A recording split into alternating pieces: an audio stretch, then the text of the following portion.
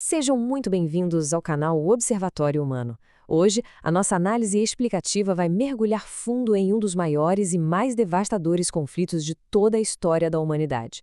Sabe aquele tipo de evento conturbado que muda o mapa da Europa e a própria ideia de poder para sempre? Pois é. Antes da gente começar, já deixa aquele like e se inscreve no canal. Isso ajuda demais o nosso trabalho contínuo de explorar os detalhes mais fascinantes da história com vocês. Certo, vamos mergulhar fundo nisso. O nome que a gente sempre vê nos livros é Guerra dos 100 Anos, certo? Mas, na verdade, esse imenso choque de coroas durou exatamente 116 anos. É muito tempo, uma escala cronológica absolutamente colossal. Estamos falando de um conflito que engoliu umas 5 gerações de monarcas, com inúmeras mudanças de fronteiras, avanços bélicos e uma luta tão visceral pelo poder que literalmente consumiu reinos inteiros.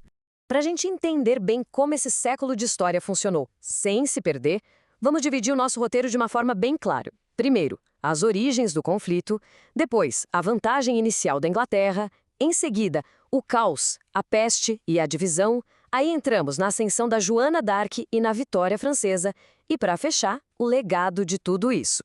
Parte 1. As origens do conflito. A crise sucessória e as disputas territoriais. Isso ilustra perfeitamente como a faísca que começou essas batalhas não foi só um evento isolado, mas uma teia super complexa de reivindicações. Funciona mais ou menos assim.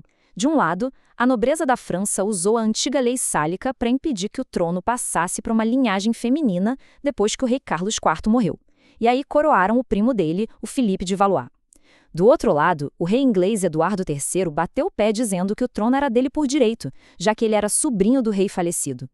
Olhando de fora, todos os ingredientes para um desastre continental já estavam na mesa. Mas além dessas confusões em árvores genealógicas, tinha muita grana e terra em jogo.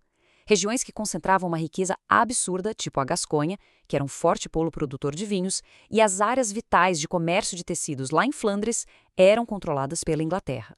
Só que como esses lugares ficavam no continente, os ingleses mantinham essas posses como vassalos da coroa francesa. Imagina a dor de cabeça. A interferência constante nos tribunais e os impostos cobrados nessas terras férteis geravam um atrito gigantesco sobre quem, no fim das contas, mandava de verdade ali. Parte 2. A vantagem inicial inglesa. Inovações táticas e vitórias esmagadoras. O foco agora vai lá para o campo de batalha, onde uma mudança tecnológica inesperada alterou completamente a dinâmica do conflito. Só para a gente ancorar a linha do tempo, a história divide tudo nessas 4 grandes fases. Agora, nós estamos no meio da fase eduardiana, que é exatamente quando a Inglaterra deu uma arrancada e tomou uma vantagem assustadora. Observando a macroestratégia militar dos dois lados, a diferença é simplesmente fascinante. Enquanto a França continuava refém daqueles senhores feudais todos fragmentados e de uma cavalaria pesada clássica, que era super letal, mas bem lenta, os ingleses trouxeram uma inovação que virou o jogo. Eles unificaram o comando e apostaram pesado no famoso arco longo inglês. Foi uma revolução.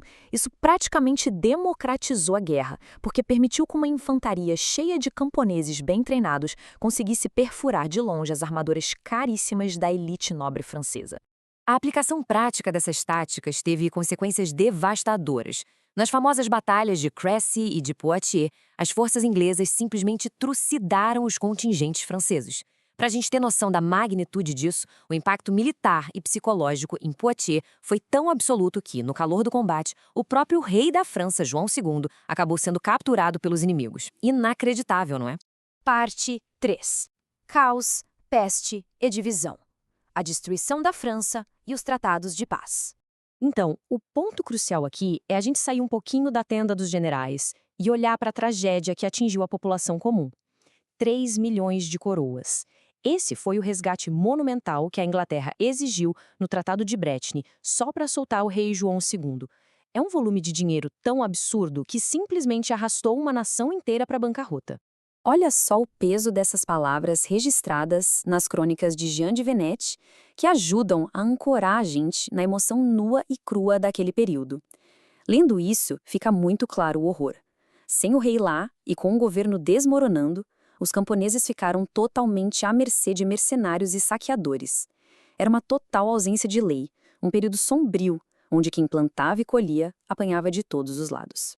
Como se a guerra não bastasse, a devastadora peste negra varreu a Europa sem a menor piedade, matando mais de 1/3 da população. Uma tragédia desse tamanho até forçou uma pausa na guerra com os ingleses, claro. Mas adivinha o que os nobres da França fizeram? Eles aproveitaram essas pausas para mergulhar de cabeça numa sangrenta guerra civil entre duas facções, os Armagnacs e os Bourguignons. O reino estava literalmente sendo destruído de dentro para fora. Toda essa vulnerabilidade interna entregou a oportunidade de ouro para o rei inglês Henrique V avançar de vez, especialmente depois da sua vitória impressionante em Azincourt. Tirando proveito também dos problemas de saúde mental do rei francês, o Carlos VI, a coroa inglesa forçou a barra e assinou o Tratado de Troias. Nesse exato momento, o jogo parecia encerrado porque o monarca inglês conseguiu reconhecimento formal como herdeiro legítimo do trono da França. O triunfo parecia total. Parte 4. Joana d'Arc e a Vitória. O ponto de virada e o ressurgimento francês. Vamos seguir em frente e ver como isso se desenrola, porque agora que a narrativa dá um salto gigantesco.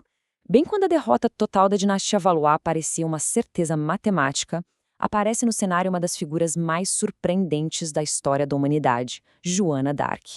Uma jovem camponesa analfabeta, impulsionada por uma fé surreal, consegue fazer o que os generais veteranos não conseguiam. Ela faz o rei agir, lidera tropas, quebra o cerco de Orleans e ainda por cima garante a coroação do Carlos VII.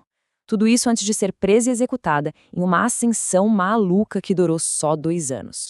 O detalhe irônico e fascinante é que o martírio dela na fogueira não apagou o fogo da resistência. Foi exatamente o oposto.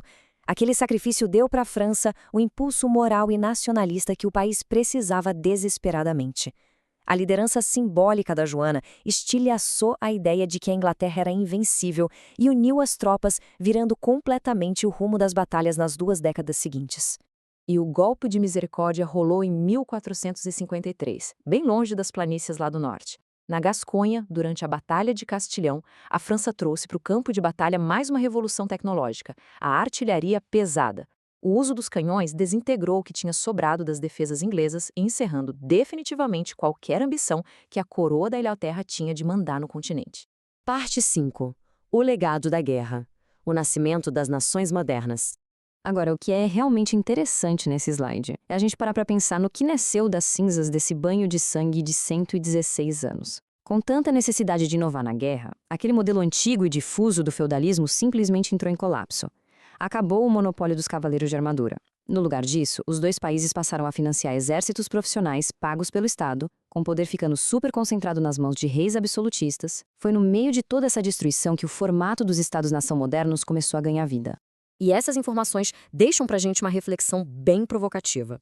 Ao constatar como essa força dolorosa e destrutiva transformou sociedades fragmentadas em potências nacionais, fica a grande pergunta: quais conflitos de hoje estão silenciosamente redesenhando as fronteiras e as identidades do nosso amanhã? A história anda em ciclos, moldando as eras de um jeito que a gente às vezes nem percebe de imediato. Pessoal, muito obrigado por acompanharem mais essa análise explicativa aqui no canal Observatório Humano. Não deixem de compartilhar o material, dar o like e até a próxima.